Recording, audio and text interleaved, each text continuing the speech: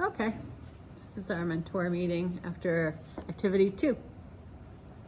Okay, so in the beginning of the lesson, I liked that you were reviewing the invention with the student and said that you related it towards the kids. So when you were talking about like wheeled shoes, I was like, oh, skates or rollerblades. Clearly, she'll say skates. And then the kids were like Heelys, and I was like, oh my gosh, that's right. Like that's Right. something that they can relate to. So I was like, I'm still in touch. yeah, right. So I really liked that it was a connection to, dare I say, like their generation. Yeah. I thought too, because I mean everyone wears sneakers, and then it's just an improvement on the sneaker. My sister looked Even at different her. from a roller skate in that way. Yeah, yeah. No, she was zooming all over the gym in her Heelys. We need them. Yeah, right. Okay, and then I reviewed I liked how you reviewed what a sketch was, how it's not the same as a detailed observation drawing because it wasn't. And that's what you created last week. So like you had tied in the detailed observation from last week, them zooming in on the different parts of the bird, and now it is it's an elaboration because it's an invention, it's the creativity, it's something new, and the students could identify the differences between a sketch and the observational drawing, and then they were ready to brainstorm their own ideas in their new invention.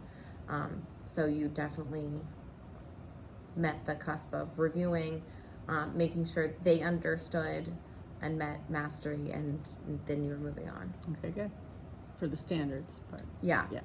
And then I would have really liked to have heard the students interact with each other about their invention. Yeah. So a few of the videos were obviously like you asking them questions, but I would really like to hear their banter amongst themselves. Like obviously you providing those questions of like what to ask each other, but I think the conversation between the kids would have been way more organic.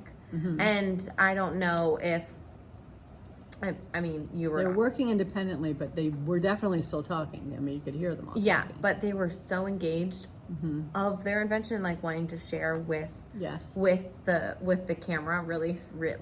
But I just would have liked to have heard the conversations without them like having an adult.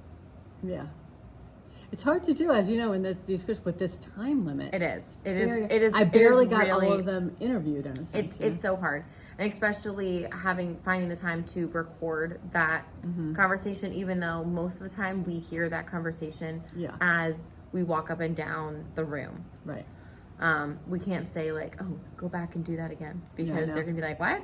Huh? What do you mean?" Right. And I had also said that's a good suggestion. Allowed the students to review their their detailed observation drawings and have pick the difference between observation and to have them compare them? Yes. So that's a good idea. The differences between the observational drawings and the sketch of their invention, so that the visual learners could have connected the two vocabulary words. Very good. Because obviously the detailed, it's like a contour line drawing, and it's clean and it's labeled, and like there's way more, and then really the sketch is more gestural. So if they see those two, they would at least have been able to connect it that vocab word to like the practice. Yeah, that's a good point. Yeah. Even just seeing that like they're drawing something that they're looking at rather than opposed to like where they're creating it in their head and drawing it out. Yeah. So that's a whole nother. Yeah, exactly. And then I thought that you're getting more confident in front of the group discussions. But what I would have liked to see or hear more of the student answers, not like I don't need to see it in like it could have just been audio. I don't know, but I also don't know how to get that. Their answers when I ask a question? Or just like table talk. Yeah. But you don't know what you're going to get with table talk. Right. I mean, I think they answered more this time than the first video. Yeah. But it's still hard it's all so fast because there's just so much to do. Well, we need more time for them to actually work. Yeah. Because it's 30 minutes. Yeah. It's 30 minutes. They can just get the concept out and then the class is over. It's really difficult. Yeah. Yes. Yeah. But that's why that's what we're working on here. But that's why I really like you breaking down each skill. really, because it's a skill. Like, it's a learned skill. Mm-hmm. Um, Of how to think about it, how to observe it, how to put it out there. mm-hmm. Then what do you do with it? Right. Right. So, but I love hearing the kids describe their work. Yeah. It's my favorite. It's literally it's my favorite thing. Like even the ones that you don't think are going to tell you much No, are they like do. the biggest shockers. They really do. Yeah. Yeah. I'm like, okay. So it's great. I think that And you can see their imagination in it. yes. And you also create that space though that they're comfortable enough to tell you the world. Right. Which is cool. Which is great. Yeah. And that's literally half the battle of having a great classroom is having that I appreciate environment being super comfortable. So, Good. yeah. Okay.